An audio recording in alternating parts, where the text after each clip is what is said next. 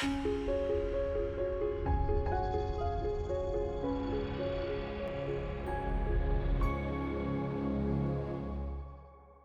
guys, welcome back to the Imperfect show. I'm Susanna, this is Jeremy. And today we are going to talk about something that is very personal to us. We wanted to talk a little bit about the area of parenting. We've shared with you guys before, we have 4 kids. We have 2 adult children. Actually, our oldest is 20. Then we have an 18-year-old son, and then we have an 11-year-old daughter and a 10-year-old son. And so this is an area that we're, I guess, kind of in the middle of parenting in different areas, parenting across different ages and life stages. And so we just wanted to take a few minutes and talk about some of that today. Yep. In fact, you might hear them in the background today. So that's just our kids. We're just all home together today. We're all home together today. Parenting is one of those areas, as we get into this conversation, that we tend to compare ourselves with other parents and other families, and we become sometimes dismissive about what other people are doing as it relates to our own situation. We have mentioned this probably every episode, but the reason we chose Imperfect as the title for the show, the Imperfect Show, is because there are no perfect people. We're all imperfect. We're all struggling with various aspects of life. In some areas we struggle more than others. In some areas we struggle less than others, but we all struggle. None of us are perfect, and yet from the outside, we do our best to project that we've got it all together and we've got it all figured out. But sometimes, and I think in parenting, this is one of those times, we project on others that they have it all figured out, or that their situation is different than ours, so the rules don't necessarily apply across the board. And we tend to say, well, if my situation were like theirs, then things would be better, my kids would be better, parenting would be less difficult. If I had fewer kids, or older kids, or better kids, or my marriage situation was more stable, or whatever. We tend to have reasons that our situation is different and parenting for us is more difficult, and therefore we just need to do the best we can to get to the other side.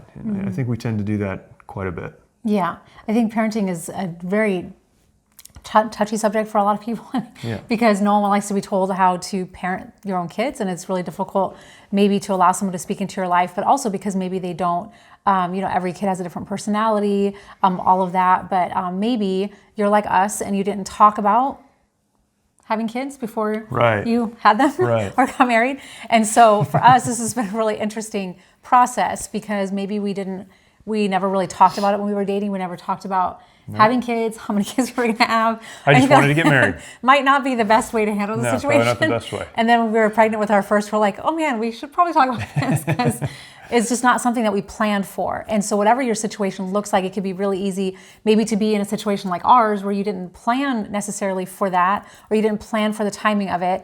And you think, okay, well, it's easier for these other people because they've been planning for children, they've been preparing for children. And so obviously it's easier for them than maybe it is for someone who hasn't planned or prepared. And so it is really, I feel like a touchy, kind of tricky subject because it's so personal to so many people. And I think that's one of the reasons, as we've been talking about this and trying to develop this is one of the reasons that when it comes to areas like marriage, like relationships, like parenting, it's much more helpful to have principles that we can use, because principles aren't tied to a particular situation. You may have a great financial situation or a bad one. You may have a stable, as it relates to parenting, a stable marriage or one that's not so stable. You may be in a single parent home. You may have come from a place where you learned how to parent well or not. When we're talking about principles, you're talking about things that can be applied regardless of where you find yourself in life. And things that can be applied at any stage of life. And this is, again, really helpful when you understand that principles, and that's what we're going to try to share as a few principles today, that principles aren't tied to, I'm just getting started, and so if I do this, it will be right. You may have older kids, or your kids may be a little bit further along. You can begin applying these principles in ways that will help you. What we know about parenting for sure is that it's always hard. I've not ever met an honest parent who said it was easy. Right. It's always a struggle. And sometimes that alone can be helpful to know. It is always a struggle. This week we watched the movie with Mr. Rogers. What was it called? Beautiful Day in the Neighborhood. Beautiful Day in the Neighborhood, of course it was. And one part of that movie, one scene in that movie, the reporter is doing a story on him. He asked him, he said, you took some time off for a couple of years and then you came back. Why did you leave and why did you come back? And in the movie, it's a movie, disclaimer, it's a movie. But in the movie, Mr. Rogers said, well, we had a difficult couple of years as a family and we were dealing with some things with our kids. And he was just very honest in that moment about the struggles he had with his own children.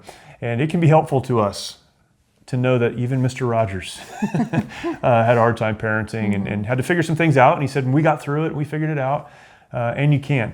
It's always hard, it's always a challenge, it will never be easy. I think even when your kids are older, it's not easy. Talking to parents who have much older children, they still worry about their kids just like they used to. But knowing it's hard doesn't mean you can't do it. It can be great, but there are some principles. And that's what we want to talk about for just a couple of minutes today. Principles for having lasting relationships with your kids through all of the phases of life. And this is something Susanna teaches on in our women's program with Mighty Oaks, and has spent a lot of time trying to help ladies through this. Some of it is, I think, lessons that you've learned with our own kids, and we're still learning with our own kids. Yeah. But start talking about some of these principles for having lasting relationships with your kids. Where do we need to start when we start talking about this? I think the thought behind it is that we all want not just to have relationships with our kids while they're in our house with us, but I'm someone that likes to look at the future and how what I'm doing right now is going to impact a relationship or a situation for, like, what is this going to look like for me or this person over the course of time. And so I really started thinking about my kids, and at the time I started kind of putting some of these thoughts together. They're getting a little bit older. The relationship kind of changes. I remember when our 18-year-old son, when he was, I think he was right about maybe junior high age, when I started kind of thinking about these things, and I'm like, man, it's such a different shift in the relationship, and with girls and with boys. But in particular, my relationship with my son is what made me kind of start thinking about some of these things. Is there's a shift in the relationship between child and parent as the kids start to get a little bit older, and really just thinking about what are some things that I can do right now to impact my relationship with my kids as they get older, and so I can have a relationship still with them when they're no longer living in our house, and maybe hopefully they will want to have a relationship with me when they're not in my house with me anymore. And so that's an important point to make, right? Is that our kids will eventually leave our homes. I think sometimes parents struggle because the goal almost is to keep their kids close, when really the goal of parenting should be to prepare your kids for their future, whatever that is. And that may take them away. They're going to leave. So don't struggle with the idea that they're going to leave. Embrace the idea that they're going to leave. That's what a healthy maturity, growing into that's what it looks like as they go out and do something. And so prepare for that in your parenting so that you have a relationship with them afterwards, because that is the goal. Yeah, and that's really, I think, what started me thinking towards this, like, wow, we really don't have that much time with our kids while they're with us in our house. And so it's really, it can be a really scary thought. It can be a thought that maybe you don't like to think about that, but it can also be a really wonderful thing to think about what your relationship can be like with them when they're no longer with you. It will change, it will look different, it will be different, but it doesn't necessarily have to be a bad thing for them to move on and start their career, start their life on their own, and for you to be able to watch them grow into this person that is doing amazing things, that's following God's plan for their life, and we are Christian parents, and so a lot of the way that we handle things in our home and the things with our children are all kind of from that Christian perspective and Bible-based. And so when you think about our goals for our kids and what we want for them to become, we want them to become spiritually strong people. And so what are some things that we're going to do in our home or while they're here with us to allow them to grow into that? And it doesn't have to be this scary thing. It can be so wonderful. And we have two adult children now that are kind adults. of, they're almost technically they're adults. Technical adults. They're technically, but even that, just watching them make some of the decisions that they've made, just in their lives and with the things that they're starting to do with their lives and the relationships they're having with people, just to watch them start to kind of grow into that and apply some of those principles in their own lives because that's what they want for themselves. It can be a really exciting thing to watch. And so I'm just thinking towards that. And really the first thing, and it sounds really maybe kind of course, like it may totally make sense that you would do this, but caring for them in with kind of the basic things in their life. And I think caring about the things that you are providing for them, the type of home environment that you have for them. And I think a lot of maybe parents don't think about how just the small things impact kind of the day-to-day kind of things. When you talk about a mom, I think of like doing the laundry, making sure they have the snacks that they like, making sure that we have, you know, meals or food to eat, making sure they either know how to do their own laundry or that they're, you know, they have clean clothes and sheets and all this stuff. And I think those things are so important, because that a child can have so much security and confidence in that, to know that there's someone in my life that's taking care of these very, very basic things for me.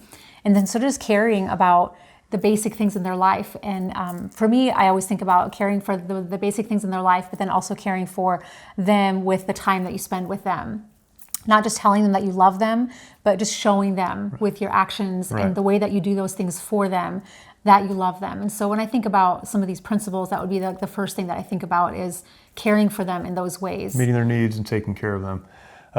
I think with all of these principles, and that one for sure, it's important to remember the goal, the end state, the end goal, because honestly, you may be taking care of your kids and meeting their needs.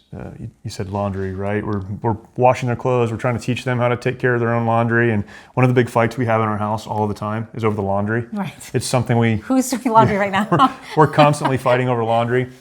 Seven people in our home, or 6 people in our home. And then we've got dogs. We've got to wash all their stuff, and we've got stuff going on all the time. So keeping in mind that what I'm doing is the right thing, because eventually it's going to get us to the right place, because kids are really terrible at showing appreciation. And sometimes even when you're doing the best to care for them, they don't understand what you're doing or the sacrifice you're making necessarily to care for them.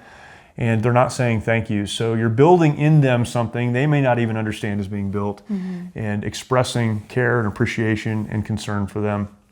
That's different though, right? I mean, there's a question then.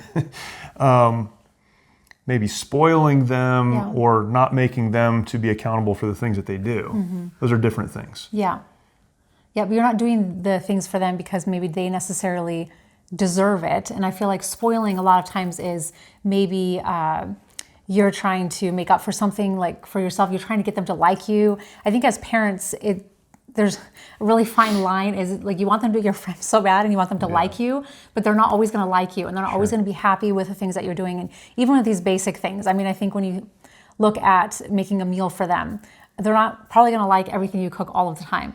The vegetables, I think every family probably on the planet struggles to get their kids to eat something that you know they're making that they don't like. And so really being okay with the idea that they're not always going to like you. And I think spoiling sometimes crosses that line where we want them to be our friends so bad that we're willing to do whatever they want, whatever will make them happy in the moment, not necessarily thinking about how this will impact them in the future. And expressing genuine care for them by taking care of what they need. And I think spoiling does not take into consideration the long-term relationship that you're going to have with your kids. So you want immediate, they like me right now, and they're happy with me right now. And so I'm going to say yes to this, I'm going to give this, I'm going to do this, because I'm not willing to consider how that's going to affect his future or her future, but then our future. And so I would say that's the difference between spoiling and genuinely caring for your kids, taking care of them, but also caring for them. It's keeping the end in mind, knowing where you're going, and doing what's best for them, whether they like what's best for them or not. It's funny, parents will say, well, I don't want to do things that my kids don't like, or make them do things they don't like, but we make them take baths and brush their teeth and learn how to get dressed and go to school, and most kids don't like any of those things.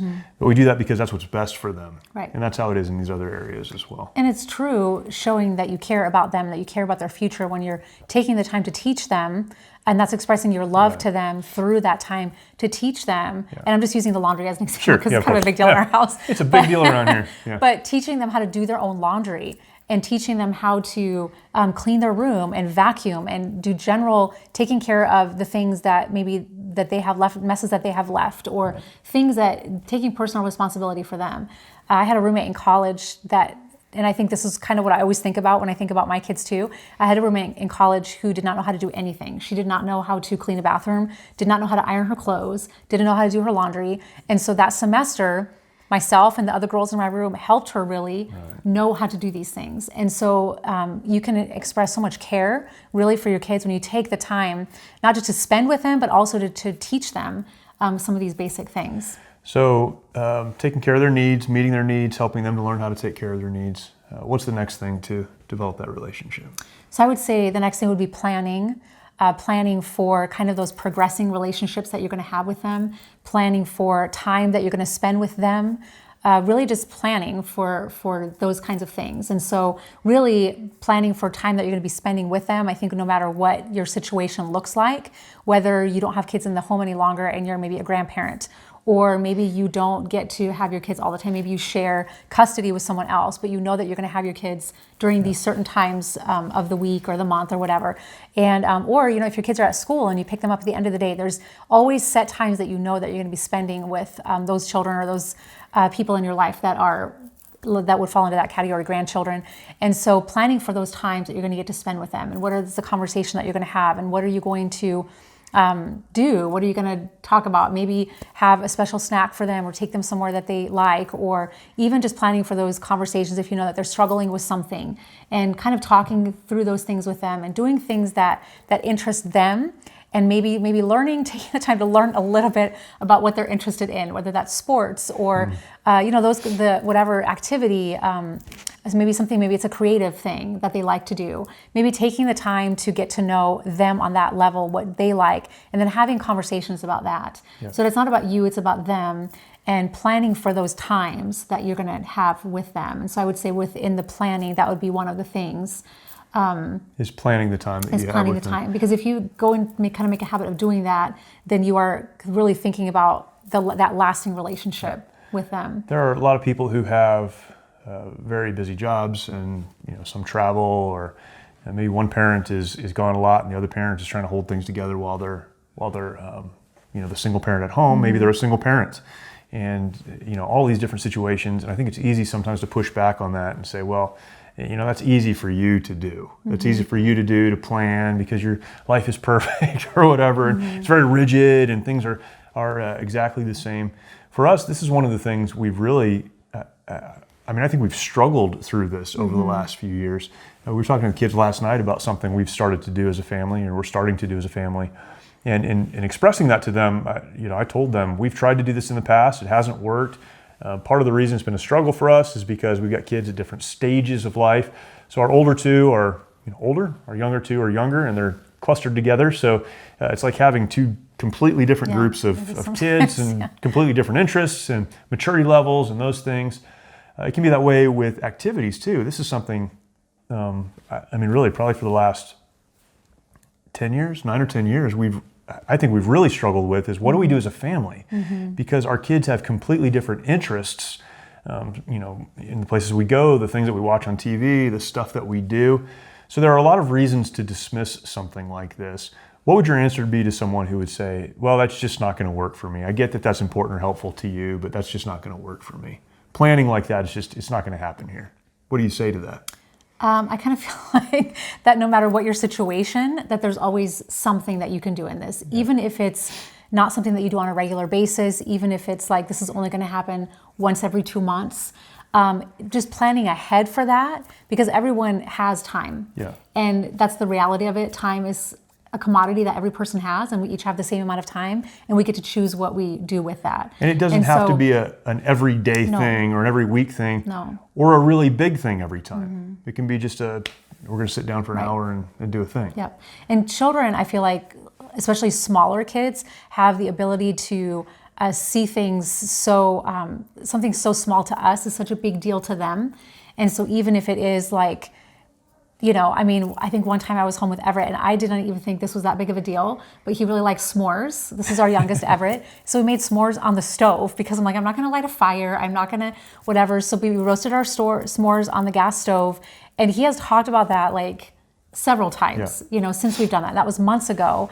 And at the time I thought, I really want to do this with him because I know he likes them. How can we make this happen? And it was, to me, a very maybe silly thing because I thought, well, this is kind of lame. Like we got to make s'mores on the stove, but it was a really big deal to him. And so it can be just something really small and simple. And kids have the ability to kind of see those small things, and if it's something that they like and that they're interested in. So it can be something really small, but if you know it's going to happen and if you plan for it, then it can be really impactful. Yeah. So again, it comes back to priorities and understanding the end. What's the goal? Where am I trying to go? I'm not just trying to survive the day or survive the week or the month. There are days, there are weeks, probably months, that we all just try to survive, but you can't live that way. And if you're living that way, then you have to step back and say, something's got to change. I need to cut something out.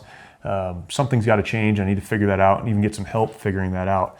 But if the goal is to build relationships, those relationships have to be built on something other than I'm your parent and you have to listen to me. Yeah. I remember hearing not too long ago, Tim Conway Jr., who's he's a son of Tim Conway, who made the films that we all loved.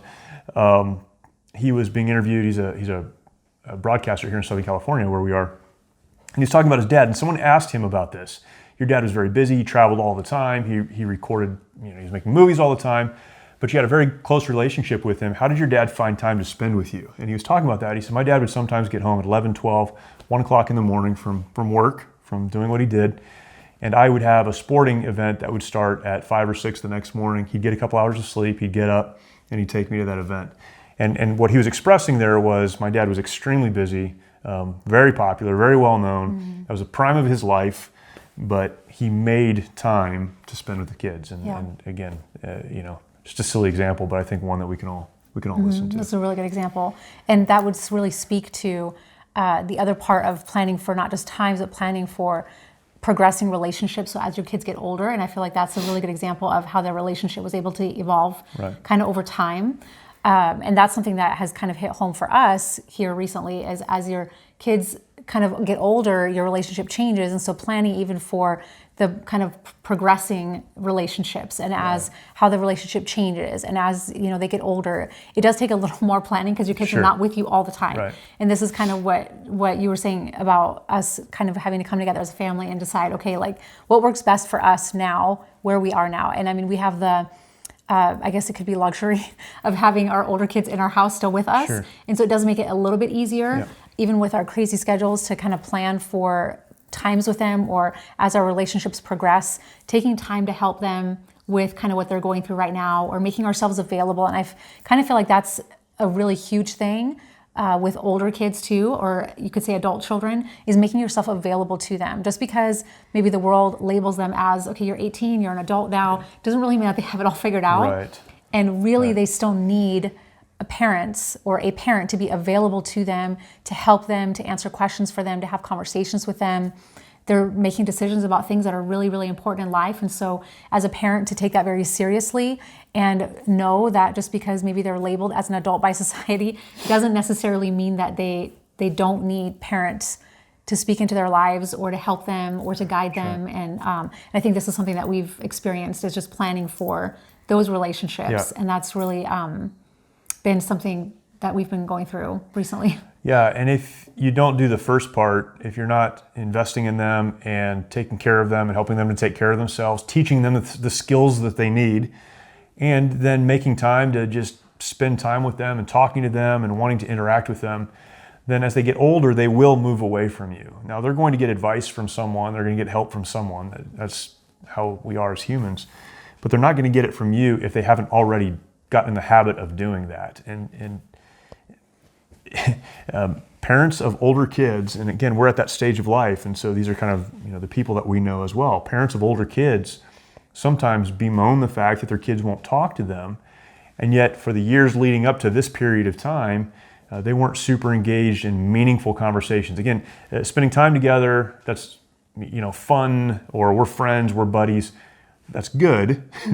But you need to be engaged in meaningful conversations when your kids are younger, and then a little bit older, and then as they go through those stages of life, so that when they're making the big life-changing decisions, they know that they can talk to you and that you care about listening to them. Yeah.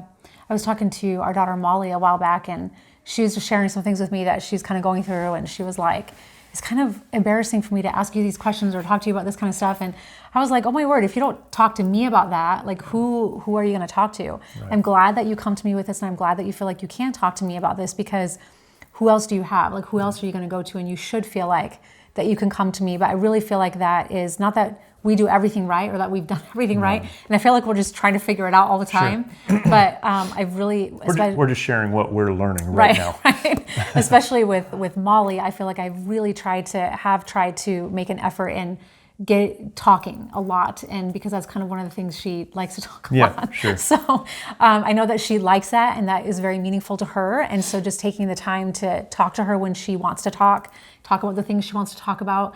And so I feel like that really opens the door then for her to feel like, okay, I can have these conversations and ask questions when I feel like I need to ask them. So yeah, that's really, really important. Yeah. What else? What else do we need to be focused on? I think no one can deny that parenting is really hard work. Right. And so I would say not like caring. We should be caring about the things that we talked about, planning for time and relationships as they progress, but also working.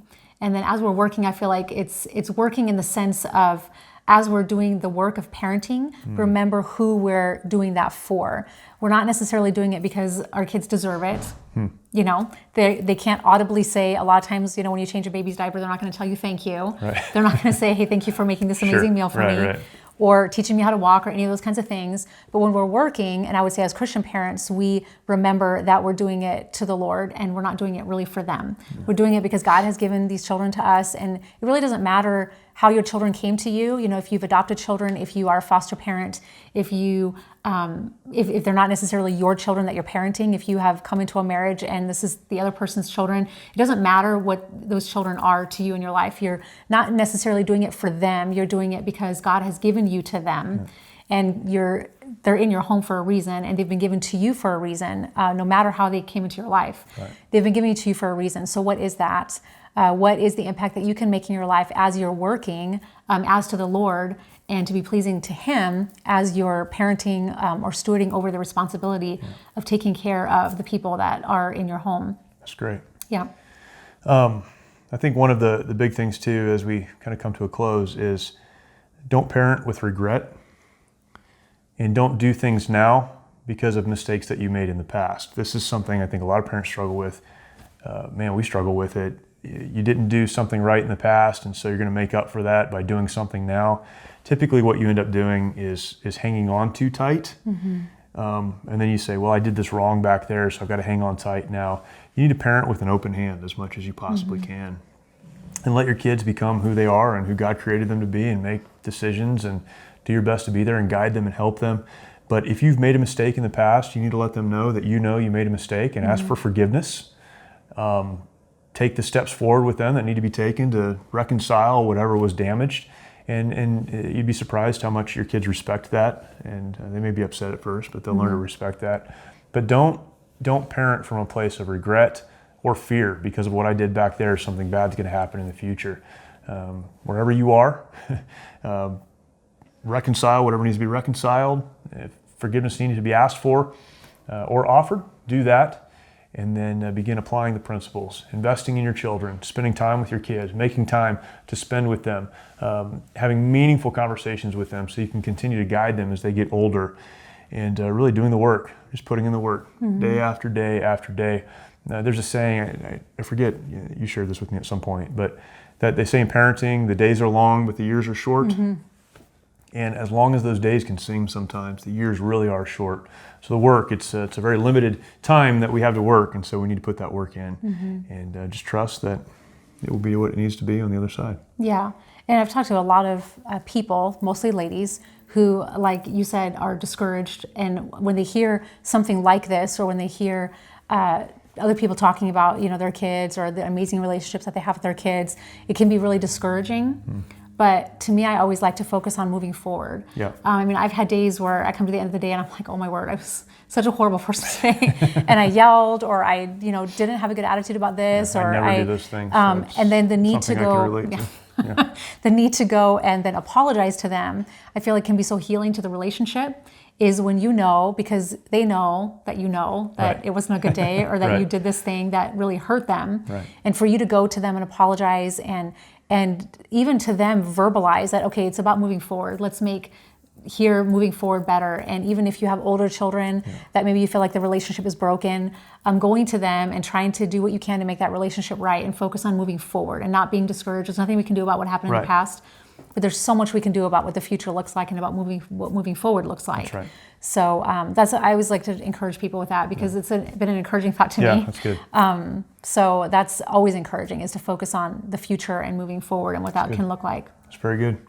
I'm sure we'll spend more time talking about parenting. It's a big topic. There's so much we could talk about. If you have questions or comments or thoughts, go ahead and leave those in the comment section. I would love to get those from you. Even specific parenting questions, we certainly don't have it all figured out.